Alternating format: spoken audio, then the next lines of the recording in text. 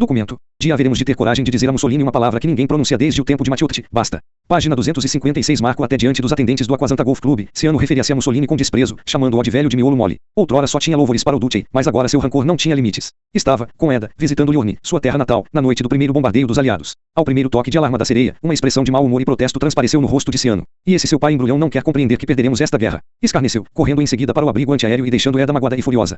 Não sendo fascista, o general Castellano sabia perfeitamente que a irrefreável ambição de Ciano era ocupar a posição de Mussolini. O general, porém, estava disposto a cultivar qualquer elemento que pudesse conseguir a paz. E quem melhor do que o novo embaixador, chave de canais que chegavam até ao próprio Pio XII. Somente num ponto declarou o general, francamente, a Ciano ele e seu chefe diferiam. O correto e impertigado Ambrósio insistia em que o próprio Mussolini era o homem que poderia desvencilhar a Itália da Alemanha, enquanto Castellano sustentava firmemente que o Duce jamais teria coragem para isso. Em vão Ambrósio tentara, mesmo de maneira afrontosa, incitar Mussolini a assumir uma atitude. O senhor está só, não mais tem um fascista atrás de si, gritou-lhe certa vez. Mesmo assim, Mussolini não deu passo algum para entrar em contato com Hitler e tirar a Itália da guerra. Durante suas visitas ao Quirinal, Ambrósio não se saiu melhor. Embora insistisse junto ao rei sobre a necessidade de sua intervenção, o pequeno monarca parecia ter se transformado em pedra, ouvia-o atentamente, sem dizer palavra. Somente as frequentes visitas de Pietro, duque de Aquarone, impoluto oficial de cavalaria, estrábico, controlador da casa real, davam ao general alma nova. O rei reconhecia ser justa a proposta deles, assegurava-lhe Aquarone, arguto genovês, mas estava procurando uma solução dentro da Constituição. Página 257. Marco o plano para uma prisão era prematuro, disse Aquarone a Ambrósio. Naquela manhã de março Galeazzo Ciano discordou enfaticamente dessa opinião. Considero maravilhosa a ideia, disse, cheio de entusiasmo a Castellano. Traga as tropas para Roma, a fim de impedir uma reação armada dos fascistas. Acima de tudo, porém, nada de riscos. Prenda Mussolini. Em seu gabinete, no Palácio Wedekind, à sombra da coluna de Marco Aurélio, Carlos Corsa meneou lentamente a cabeça. Quando examinava os relatórios que se achavam sobre a mesa do novo secretário do Partido Fascista, era sempre esta a conclusão a que chegava. O povo estava furioso, e acabara de conseguir notável vitória sobre o fascismo. Em 3 humilhantes anos de guerra, 3 homens haviam ocupado a cadeira giratória, forrada de couro, do secretário do partido, no Palácio Wedekind. Naquela manhã de sábado, 17 de abril de 1943, Carlos Scorza, de 46 anos de idade, verdadeiro dínamo humano, era o 4º homem que Benito Mussolini nomeara noutra desesperada tentativa de controlar a situação. Não obstante seus mais íntimos sentimentos, Scorza preparava-se para entrar em atividade. Dali a algumas semanas aquele fascista da Tasquena, louro e de olhos azuis, que chefiara o contingente de Luca na marcha sobre Roma, e que, certa vez, raspara a cabeça, imitando servilmente o Duce, demitiria 4 antigos funcionários do partido e 20 secretários provinciais. Se tivermos que morrer, juremos morrer gloriosamente. Arengaria ao partido num interminável discurso de cerca de 3 horas. Os relatórios que, naquele momento, tinha diante de si, no entanto, contavam-lhe que tudo estava perdido. 6 semanas antes, uma verdadeira onda de greves inspiradas pelos comunistas irrompera por todo o norte da Itália. Exasperados em virtude, página 258, marco dos bombardeios noturnos dos aliados, da elevação do custo dos mantimentos e do congelamento dos salários, os operários de fábricas vitais para o prosseguimento da guerra Caproni, Fiat e Westinghouse, por exemplo, abandonaram as ferramentas. Na fábrica de pneumáticos Pirelli, de Milão, soldados que para lá foram enviados como fura-greves deixaram de lado as armas e fizeram causa com os operários. E o que foi pior, Tullio Cianci, mestre em conciliação, membro do grande conselho fascista, chegou a ser apedrejado e escorraçado da fábrica. A 3 de abril, após um mês de caos na indústria, Mussolini admitiu a derrota, prometeu substanciosos aumentos de salários e gratificações. A um homem realista, como Scorza, o resultado era claro. Tenho a impressão de que fui chamado para a cabeceira de um moribundo, declarou ao auxiliar que lhe trouxera os relatórios. Não está exagerando? Perguntou o auxiliar, esperançoso. Você tem razão, concordou Scorza, a voz, como sempre, clara e paternal. Sim, estou exagerando. Eu devia ter dito de um homem morto. Ao longo dos silenciosos corredores do palácio do Quirinal ouviu-se, naquela tarde tranquila de maio, o som mavioso de uma escala num piano Bestê. Os sons, depois, morreram tão abruptamente como haviam aparecido. Os serviçais, mítidos em casacas que os faziam sofrer com o calor reinante, compreenderão, no entanto, a mensagem. A princesa Maria José, esposa do príncipe herdeiro, estava livre para receber qualquer dos visitantes que, frequentemente, a procuravam. Aquela princesa belga, de 36 anos de idade, olhos azuis, nariz arrebitado e sorriso insinuante era popular entre os serviçais do palácio. Como mãe dedicada de 4 encantadoras crianças, Maria Pia, de 8 anos, Vitório Emanuele, de 6, Maria Gabriela, de 3, e Maria Beatrice, de 3 meses conquistara desde logo a simpatia deles, que haviam tratada com negligência pelo marido, o príncipe herdeiro Humberto, um bom viveu bonitão, e pelo rei Vitório Emanuele, que não a recebera sequer uma vez em 2 anos. Os serviçais reagiam afetuosamente à necessidade, da página 259 marco princesa, de contatos humanos, e o sinal da escala no piano fazia parte de um ajuste amistoso. Nenhum deles suspeitava que Maria José era a força polarizadora de uma rede de resistência antifascista, localizada no coração do Quirinal ou que nos 4 cômodos do andar superior, que ela denominara seu apartamento de solteirona, eram recebidos emissários dos partidos políticos clandestinos que surgiam como cogumelos por toda a Roma e, mesmo, emissários da cidade do Vaticano. 3 anos antes, em 10 de maio de 1940, dia em que as divisões blindadas alemãs se lançaram contra a Bélgica, seu país natal, Maria José declarara sua guerra particular contra Benito Mussolini, a quem, desdenhosamente, apelidara Provolone. Naquele dia desesperador, dissera a uma amiga íntima que não tinha papos na língua, a marquesa Giuliana Benzoni, se lhes declararem guerra, sairei do Quirinal para as ruas dando vivas à paz. Giuliana aconselhou prudência, dizendo que havia meios mais seguros de atacar Mussolini do que proclamar o ódio em altos brados. Mais de 3 anos depois, em 26 de maio de 1943, era a marquesa Giuliana que Maria José esperava com notícias de um pacto político que nem o próprio fascismo teria podido maquinar. A tarefa não era fácil para as 2 mulheres. Quando chegasse a hora propícia, o único homem que poderia tomar uma providência decisiva seria o rei. Este, porém, sempre demonstrara desconfiança para com a nora, mulher inteligente e franca. A despeito de seu incansável trabalho como inspetora-geral da Cruz Vermelha, o rei detestava seus hábitos não convencionais, passeios de bicicleta sem uma dama de companhia, refeições, incógnita, em restaurantes ao ar livre, em companhia de condutores de bondes. Melindrara-se, além disso, com o tributo que lhe prestara mais de um admirador, dizendo, Maria José é o único homem da casa de Saboia. Página 260. Marco afastada do rei por uma muralha de preconceitos. Maria José descobrira, num livro de contos medievais, o meio de conservá-lo a par dos inúmeros complôs que eram armados contra Mussolini. Todos os dias alimentava com fragmentos de notícias o homem que, na casa real, nutre a desesperadora paixão por ela, o Janota Pietro, duque de Aquarone, cuja sabedoria em matéria de finanças e cujo trabalho para a redução das despesas da realeza haviam conquistado a confiança do rei. E houvera, em 3 anos, muita coisa para Aquarone comunicar ao rei. Maria José desvencilhou-se dos sapatos, estendeu-se num divã da maneira que lhe era característica, acendeu um dos compridos charutos, pretos e delgados, que o rei tanto detestava, e passou em revista tudo que ela e Juliana haviam feito até aquela data. Havia os políticos, muitos deles refugiados na cidade do Vaticano, cuja confiança elas haviam conseguido conquistar homens como Ivano Bonomi, de 69 anos de idade, antigo primeiro-ministro da Itália, liberais, entre os quais Niccolo Carandini e Enzo Storoni, procurador das propriedades da Casa Real, e democratas cristãos como El Said de Gasri, mais tarde, o primeiro premier de seu partido. Todos os dias, 2 emissários transmitiam a Maria José informações relacionadas à esperança que aqueles homens alimentavam do nascimento de uma nova Itália, o professor Ferdinando Arena, médico da Casa de Saboia, e o doutor Carlos Antônio, que lhe dava lições de direito constitucional. Certa de que aqueles políticos estariam dispostos a integrar um novo governo, sob a direção do rei, em seguida à queda do fascismo, a marquesa Juliana levou comigo, ao apartamento de Maria José Guido Gunella, homem que parecia um querubim de óculos, correspondente de El Osservatore Romano, o jornal oficial do Vaticano. Em uma dezena de encontros, Gunella conseguiu estabelecer mais um elo vital na cadeia, e logo a marquesa Juliana passou a ser visitante quase diária da cidade do Vaticano, no gabinete de Monsignor Giovanni Battista Montini, o atual Papa Paulo VI, então subsecretário de Estado do Papa Pio XII. Contagiada pelo ardente entusiasmo de Maria José em prol da libertação da Itália do fascismo, não era fácil a marquesa observar o protocolo do Vaticano. Quase sempre quando ela discorria sobre novos contatos e novos página 261 Marco Planos, Montini mantinha-se em atitude serena, o queixo apoiado numa das mãos, silencioso como uma estátua. Certa vez ela se esqueceu de dar-lhe o tratamento de eminência, dizendo: meu filho, se não disser alguma coisa, ficarei louca. O futuro sumo pontífice abriu os braços, ergueu os olhos para o alto e respondeu com tato: mãe, o bom Deus não me deu a agilidade mental da senhora. Antes de tomar uma decisão e falar, tenho necessidade de pensar. Foi, porém, Monsignor Montini quem, depois de haver conhecido Maria José, revelou a Harold Titman, encarregado de negócios de Roosevelt junto ao Vaticano, e a Sir Francis D. Gaddafi no Osborne, ministro britânico junto à Santa Sé, o nome dos políticos leais. A questão decisiva, seriam 3 homens aceitáveis a Washington e a Londres, caso a Itália se retirasse da guerra. Do mesmo modo que o general Castellano, Maria José estendera sua rede. Já em agosto de 1942, por sua iniciativa, encontrara-se secretamente num bosque das proximidades de Cogni, no Piemont, com um homem que odiava Mussolini, o Marechal Pietro Badoglio. Este declarara-se pronto para, quando chegasse a ocasião, comandar o exército. Se a Alemanha vencer, jamais nos libertaremos do fascismo, declarara. Mas a inteligente princesa chegará à conclusão de que qualquer golpe de Estado, para ser bem sucedido, deveria contar com o apoio tácito do Papa Pio XII e do rei. As greves que tanto haviam preocupado Scorza, secretário do partido, tornavam isto claro. Quisessem ou não, os conspiradores teriam necessidade dos comunistas. Era a notícia sobre a decisão deles que Maria José esperava da marquesa Giuliana Benzoni. Por intermédio do jurisconsulto Carlo Antônio, a marquesa estabelecera contato com Concetti Marchesi, professor de latim na Universidade de Pádua, homem de rosto redondo, muito vivo e um dos mais poderosos. Página 262 Marco agentes secretos dos comunistas. Ela perguntou-lhe, sem rebuços, se poderia transmitir uma mensagem ao comunista número 1 da Itália, Palmiro Togliatti, homem que aparentava 50 anos de idade e que, durante 18 anos de exílio na Rússia, representará a Itália no comitê. Naquele momento, exatamente às 16 horas de 26 de maio, a marquesa entrou vivamente na sala, falando muito excitada. Era uma solteirona de aparência inexpressiva, já com seus 48 anos de idade, cujas maneiras afetadas, na sociedade, ocultavam um coração de leoa. De Moscou, Togliatti responderá ao pedido do professor Marchesi com uma ressoante afirmativa. Os comunistas colaborariam lealmente com o rei Vittorio Emanuele em qualquer golpe preparado contra Mussolini. Solicitavam em retribuição, explicou Giuliana, apenas um cargo, o de ministro sem pasta de qualquer novo governo que se formasse. Como prova de sua boa vontade fariam cessar, em qualquer tempo, o trabalho de todas as fábricas da Itália. Marchesi, disse Giuliana, acrescentara por conta própria um ponto que lhe fizera gelar o sangue nas veias. 400.000 cabeças terão que rolar na Itália, profetizara o comunista. Na sala de estar de sua luxuosa vila da Via Bruxelas, em Roma, o Marechal Pietro Badoglio, tão inquieto quanto um animal enjaulado, andava de um lado para outro no assoalho encerado. Haviam decorrido 9 meses desde o primeiro encontro clandestino com a princesa Maria José, sem que até aquele momento ele tivesse sido chamado ao Quirinal. Estava fora de si, ignorava que a princesa o tinha chamado por sua própria iniciativa. Ainda revoltado por ter sido forçado a deixar o cargo que ocupava, em seguida a derrota na Grécia, Badoglio ficara com a impressão de que a oportunidade para vingar-se de Benito Mussolini lhe fora oferecida pelo rei e depois retirada devido a algum capricho. Não obstante Mussolini, relutantemente, haver concordado com a petição de Badoglio, em seguida a guerra na Abissínia, de ficar isento do página 263 marca o pagamento do imposto sobre a renda para o que dera instruções ao ministro das Finanças, Conde Paolo Toandei Revel, no sentido de cobrá-lo e depois restituí-lo. O Marechal odiava-o desde os dias da marcha sobre Roma. Após o caso da Grécia, seu ódio como que aumentara. Dei-me permissão para agir, dissera repetidas vezes aos filhos, e encostarei 150 homens na parede, e isso liquidará tudo. Agora, com o correr do tempo, tornará-se rebelde. Se o rei não decidir levar a efeito o golpe de Estado, eu mesmo o farei de acordo com o príncipe herdeiro Humberto, acrescentara. O marechal deteve-se, de repente, na sala. Um criado viera anunciar-lhe a presença do doutor Ferdinando Arena. Tanto a Casa Real como Badoglio recorreu aos serviços profissionais do mesmo médico, e para Badoglio aquela visita só poderia significar o chamado que esperava. Trouxe alguma mensagem? Perguntou com olhos cintilantes, apressando-se a apertar as mãos de Arena. Foi o rei quem o mandou aqui. Não, marechal, vim apenas para ver como anda sua pressão arterial, explicou, perplexo, o médico. Claretta Petax se assustou-se. O motorista brecara inesperadamente na Vila de Gliastalli, à entrada do Palácio Veneza, na parte lateral, por onde ela costumava entrar todas as tardes. Fazia 7 anos. Sem cerimônia, o agente apaisana que acenará ao motorista, fazendo-o parar, meteu a cabeça pela janela do carro. Senhora, não pode entrar, disse-lhe secamente. Não posso entrar. Repetiu ela, perplexa. Por que não? Que significa isso? Mas o homem contentou-se em responder, volte. São ordens do Duce. Nada mais posso dizer. Página 264. Marco com os pensamentos sobressaltados. Claretta ordenou ao motorista que a levasse à casa do Quinto Navarra, que ficava perto dali, ao lado da igreja de São Marco. O gordo auxiliar do Dulce, há muito tempo seu amigo, saberia o que se passava. Mas Navarra, contristado e confuso, não soube dar explicação alguma. Ouvirá a ordem de Mussolini, mas não formara qualquer ideia da razão por que fora dada. Presa de dor e humilhação, Claretta nada teve a fazer senão voltar para a Vila Camiloca. Em vão Miriam, agora com 20 anos de idade, aconselhou-a: largue-o e esqueça-se dele. Não corra atrás dele, depois do que fez a você. Era conselho que Claretta se sentia incapaz de seguir. Na mesma noite, escreveu a Mussolini pedindo uma explicação. No dia seguinte, mandou-lhe outras 2 cartas.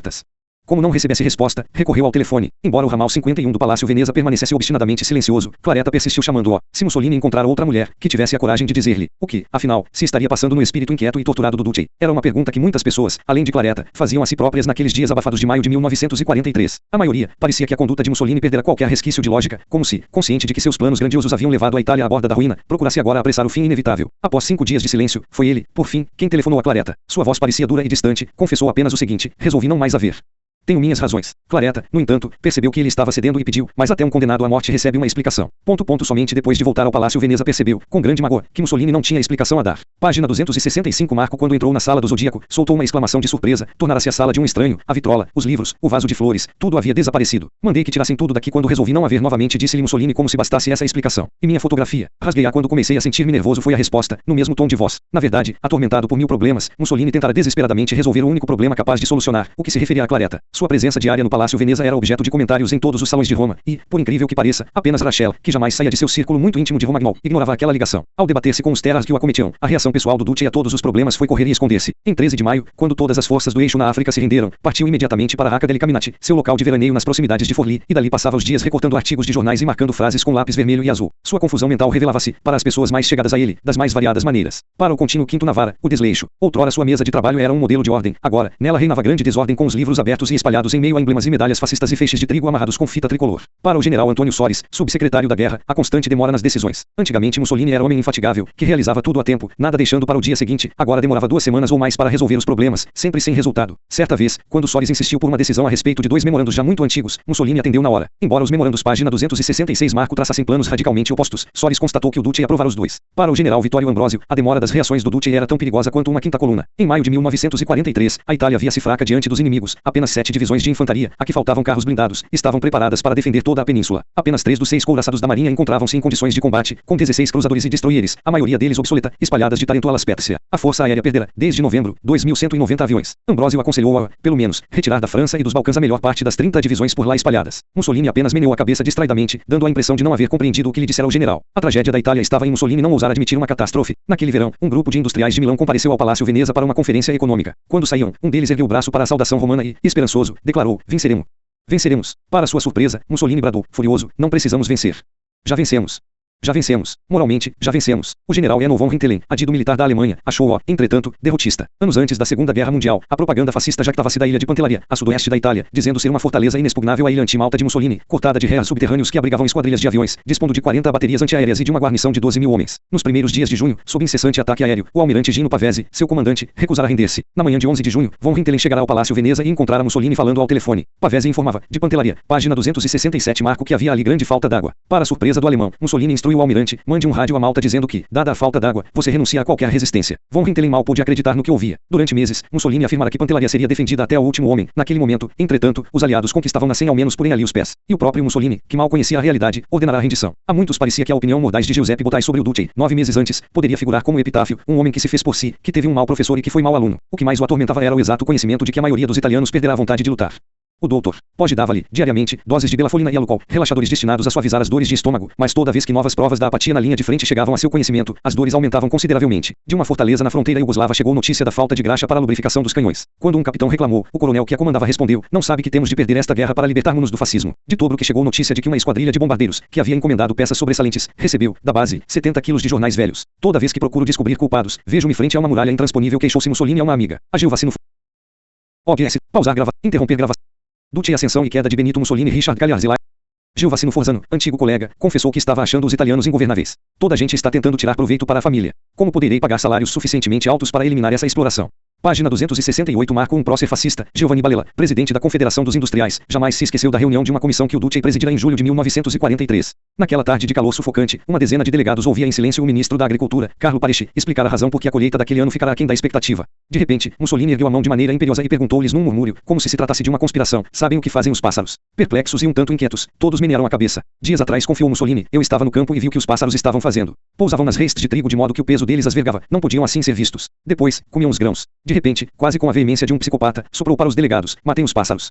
Matem todos eles. Minutos depois, a reunião foi encerrada em meio a um silêncio forçado. Enquanto não estavam a certa distância do gabinete do Duce, ninguém articulou uma palavra. Ele está ficando louco, murmurou Balella, e depois, como que resumindo o sentimento de todos, acrescentou: completamente louco. Dos jardins verdejantes e bem tratados da vila vinham gritos estridentes de um pavão, que feriam os ouvidos dos participantes de uma conferência pouco agradável que se realizava no salão de bilhares do andar térreo. Eram tão estridentes, pensou Dino Alfieri, o delicado e impassível embaixador italiano em Berlim, de 57 anos de idade, quanto a voz do anfitrião, que se alteava e baixava como um monólogo.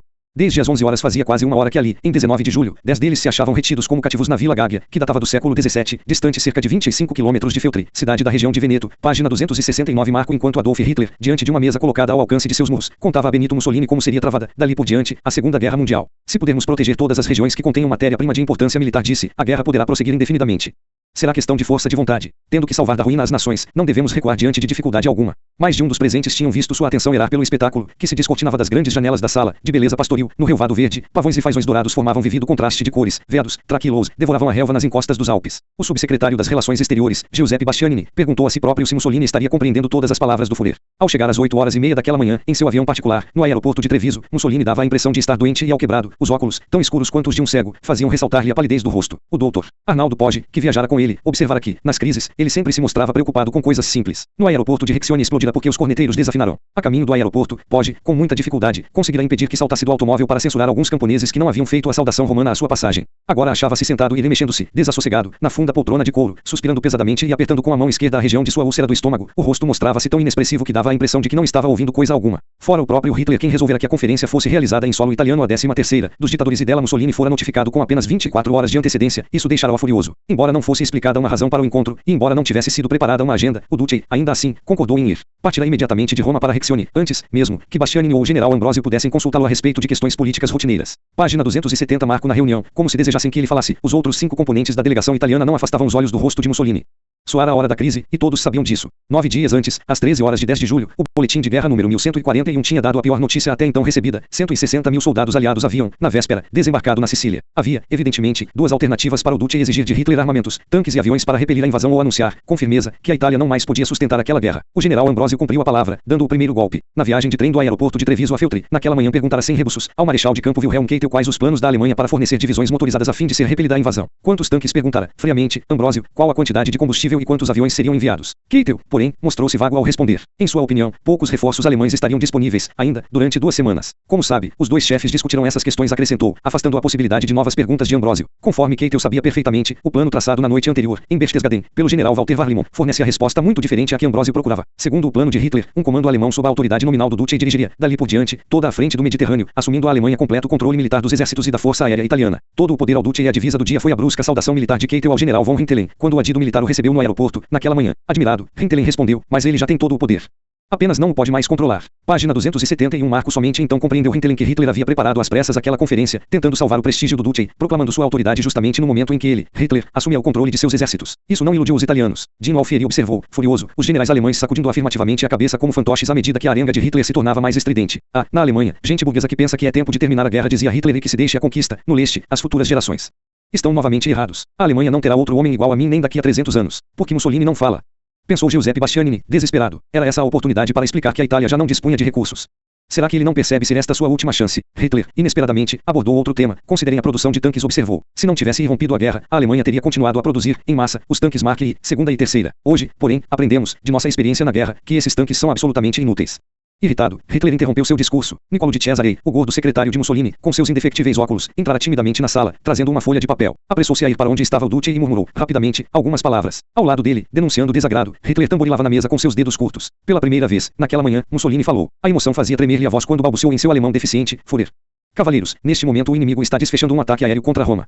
Página 272. Marco às 11 horas. Clara Ambrosini mirou-se pela última vez no espelho. Olhou, pesarosa, o vestido branco de noiva, de cauda, que jazia no assoalho do dormitório. Desfizera-se também do véu branco e do buquê de flores de laranjeira. Assomou-lhe depois ao rosto um brilho de contentamento ao lembrar-se de que, naquele momento, era a Signora dele Pasquale e que logo partiria em viagem de lua de mel com o homem com quem se casara fazia 2 horas, Alfredo dele Pasquale, cabo comissionado no posto de sargento da Força Aérea Italiana. As 6 carruagens alugadas, puxadas por garbosos cavalos castanhos, já estavam estacionadas diante da casa da mãe, em 942 da Via degli Equi, em San Lorenzo, barulhento distrito da classe operária da parte oriental de Roma. Na sala de estar, Alfredo e a mãe, juntamente com 2 dezenas de convidados trajando roupas de dia de festa, tomavam café e contemplavam, alegremente, os presentes de casamento. Passavam assim o tempo enquanto Clara, moreninha de 25 anos de idade, se vestia para a viagem. Enquanto ajustava com cuidado os brincos de brilhantes, Clara lembrava-se de que ela e Alfredo haviam passado meses planejando aquele dia. Primeiro, o casamento na igreja da Immaculate Conception, depois a viagem de carro até o Risterrar no Teitor Carbone, na antiga Via Appia, onde haveria a recepção. Seguir-se-iam 2 semanas de lua de mel em Florença e Assis. Seriam dias de que se lembrariam durante toda a vida. Poucos romanos consideravam aquela segunda-feira de julho 1134, dias depois do início da guerra, um dia festivo. A principal esperança que dominava o espírito de toda a gente era ver o fim de uma guerra incontestavelmente perdida. Naquela manhã o termômetro marcava 30 graus à sombra. Em San Lorenzo, como em toda parte, as mulheres pretendiam terminar cedo as compras. Em filas intermináveis que se formavam nas calçadas ensolaradas, reclamavam ruidosamente contra o preço do azeite, já escasso, que já custava 100 liras o litro, das batatas, a 10 liras o quilo, e do macarrão, ao dobro desse preço. As pessoas que não tinham contatos no mercado negro não viam café, vinho e ovos naqueles dias, e, em San Lorenzo, quem possuía animais de estimação, gatos, por exemplo, ficava de olho neles, pois constituíam um prato delicado no tempo de guerra e eram vendidos à razão de 1 libra cada um. Página 273. Marco às 11 horas e 5 minutos. Centenas de pessoas voltaram-se, em silêncio, para o céu, das barracas do mercado, das sacadas dos edifícios de apartamentos e das sombrias e frescas alamidas. Ao norte, ouvia-se o lúgubre deflagrar de explosões. Naquele momento, o silvo estridente da sereia soou assustadoramente no ar abafado. Ninguém reagiu mais depressa que Alfredo dele Pasquale, homem de 31 anos de idade. Clara haveria, sempre, de lembrar-se com orgulho de que o marido, veterano de Benghazi, percebera imediatamente o perigo que a todos ameaçava. Delicada e metodicamente, começou a tirar as xícaras das mãos dos idosos parentes de Clara, dizendo-lhes, animado, vamos deixar o café para logo mais, é melhor dirigirem-se para o abrigo antiaéreo. Outras pessoas tiveram pressentimentos. Do outro lado da rua, Angela Fioravante, enérgica costureira de olhos azuis, de 38 anos de idade, lembrou-se de um sonho horrível que tivera. Um mês antes, sonhara que Roma inteira parecia transformada em cemitério. Afastou, depressa, seus 2 filhos gêmeos, Alberto e Yolanda, de seu teatrinho de fantoches e pediu ao marido, Menotti, que a acompanhasse. Apressaram-se a sair do apartamento, no segundo andar, e desceram para a casa do porteiro. Para a maioria dos romanos, entretanto, a cidade do Vaticano, do outro lado do Tibre, era o símbolo que garantiria a incolumidade de Roma. Nos pátios de carregamento e descarga, em San Lorenzo e imediações, o maquinista Gaetoniani tranquilizava um camarada que se vira presa de uma crise de nervos. Virgílio, acalme-se, você já deve saber que Roma não será bombardeada. Nem Liane nem qualquer dos 50.000 habitantes daquele distrito haviam refletido em que quase todo o tráfego ferroviário, para o sul, transportando armamentos e reforços para a Sicília, atravessava Roma, especialmente os 375 acres dos pátios ferroviários de Tiburtiti e San Lorenzo, que cercavam a área. Naquele momento, 32 quilômetros ao norte, em Monterosi, 500 bombardeiros americanos dirigiam-se para o ponto que lhes fora indicado, 6.600 metros sobre San Lorenzo. Página 274. Marco foi demorada a compreensão da verdade no tocante à situação. Em seu escritório, a oeste dos pátios de depósito, Rodolfo Coltellini, negociante de carvão, contava um pacote de liras quando um empregado o chamou. Senhor Rodolfo, venha aqui fora para ver como brilham os aviões. Do convento dos franciscanos, de San Lorenzo, a menos de 1 quilômetro de distância, o alto irmão Nicola da Mandovi viu as primeiras bombas que caíam cintilarem aos raios do sol, como lágrimas douradas. Durante longo momento, por todo o distrito de San Lorenzo, milhares de pessoas contemplavam em silêncio o espetáculo, não acreditando no que viam. E as bombas atingiram o alvo. Um zumbido infernal, de rebentar os tímpanos, dominava as ruas de San Lorenzo. Mais de 1.000 toneladas de bombas choveram sobre os pátios ferroviários.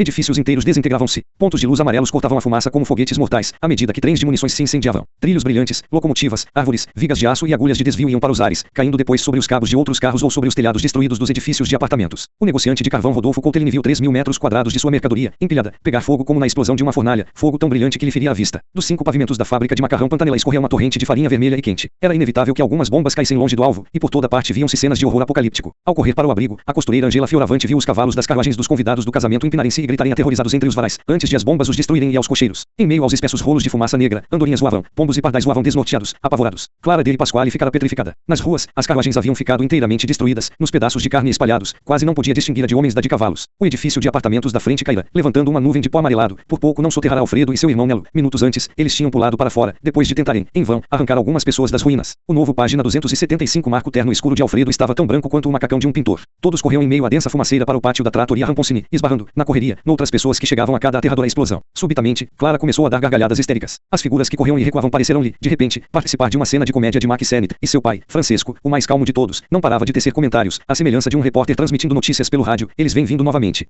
Estão atacando.